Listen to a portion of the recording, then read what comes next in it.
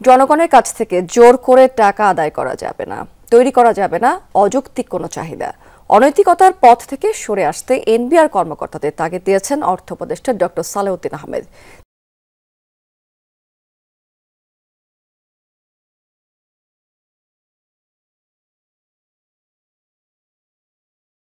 তিনি বলেছেন, ব্যবসার সুযোগ সৃষ্টি করতে হবে।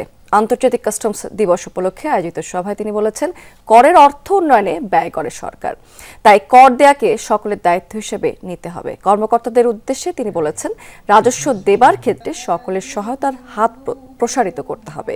তিনি আরও জানিয়েছেন, ভোগ্যপণ্যের দাম বেড়েছে, মানুষের কষ্ট হচ্ছে, নিয়ন্ত্রণের চেষ্টা করছে ইতিমধ্যে সরকার। বলা হচ্ছে, চ্যালেঞ্জ হয়ে সামনে এসেছে রাজস্ব আয় নিশ্চিত করা, একই সঙ্গে ব্যয় করার ক্ষেত্রেও কিন্তু স্বচ্ছতা নিশ্চিত করা প্রয়োজন। এনবিআর চেয়ারম্যান আরও বলেছেন, 31শে জানুয়ারি পর্যন্ত অনলাইনে রিটার্ন জমা দেওয়া যাবে, সেক্ষেত্রে 2% জরিমানা দিতে হবে।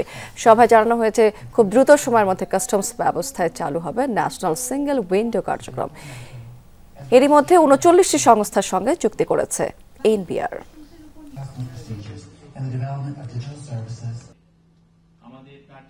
ব্যয়টা নির্বিচারে করবো সেটা মোটেও সেটা আমরা এবার চেষ্টা করছি আমাদের রাজস্ব আহরণ করে যৌক্তিক হয় এবং ব্যয়টাও যৌক্তিক হয়।